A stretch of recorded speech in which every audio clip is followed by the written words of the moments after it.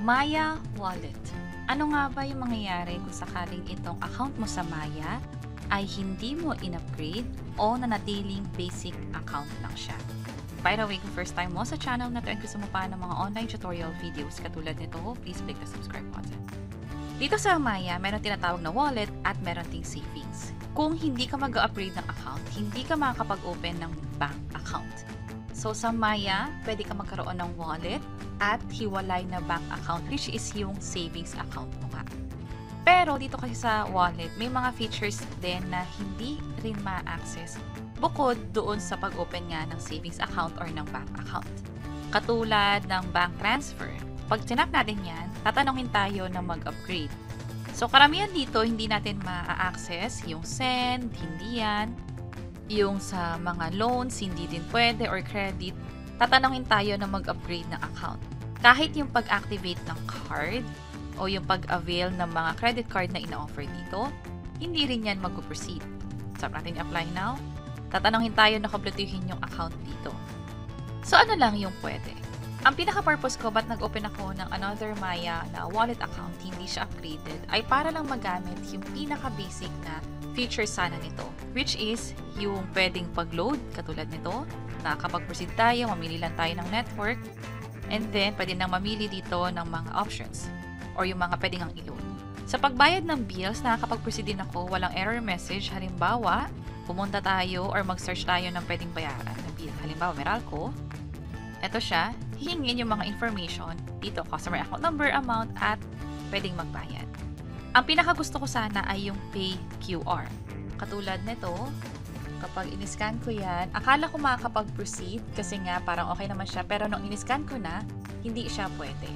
Ang in-scan kong code, kung mapapansin nyo, may nakalagay na GCash, pero actually, QRPH yan na logo. Ibig sabihin, kahit GCash, kahit ibang banking apps, pwede, kahit yung Maya, dapat pwede kung upgraded yung account. So, nagkakaroon tayo ng error kung sakali na mag-i-scan ng QRPH na logo. Pero may mga features dito na pwede pang ma-access katulad nung sa raffle.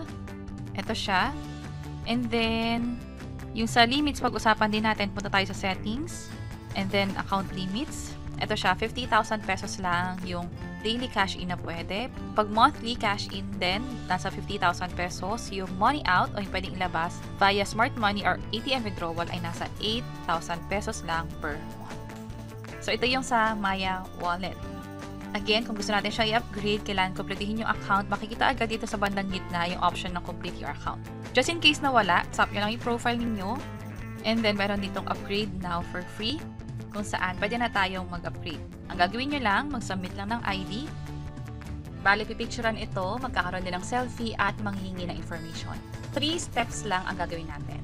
So, tap nyo lang itong verify now. By the way, sa pinakataas, baka makalimutan, merong code dito. Just in case na wala kayong referral code at gusto nyo makakuha ng rewards since magka-sign up din lang naman kayo sa Maya, sayang naman kung walang code.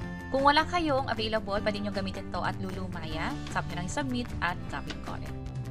Balik tayo dito, tap ko lang yung verify. Ito yung valid ID na tinatanggap nila. Para sa mga minor, pwede yung school ID. Pero may karagdagang requirements ito, katulad ng guardian or parents ID, para meron ding parental consent or birth certificate. Pero for the rest, ito yung tinatanggap nila. Pwede ang PhilHealth ID at Teen ID. So, ang gagawin natin, ito yung step 1. Pili lang tayo ng ID na gagamitin. Halimbawa, national ID. Pwede yung digitized, pwede yung printed, pwede rin yung sa e-gov na screenshot. So, kung ready na, take photo lang, enable camera, picturean yung harap ng ID, dapat malinaw, dapat nababasa. Ito yung magiging itsura niya. Tap natin itong use this photo. Kapag medyo malabo, kahit sa side nyo pa lang hindi nyo na mabasa, ulitin nyo na lang, tap nyo itong retake. Pero pag okay na, proceed na, use this photo, and then yung likod naman. I-screenshot lang or picture na lang ito, and then use this photo ulit. This time, step 2 na, selfie naman. So sa selfie, merong guide dito kung kailangan nyo bang umurong or medyo lumapit sa camera or mag-blink or kumurap katulad nito. Next, step 3 na agad.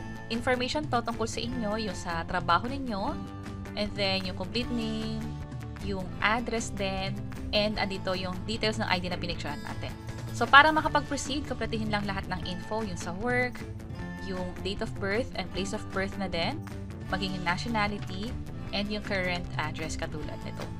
Merong option dito na pwede nyong i-uncheck yung use this as permanent address. May pagkakataon kasi na pwedeng dalawa yung address ninyo, yung current at permanent.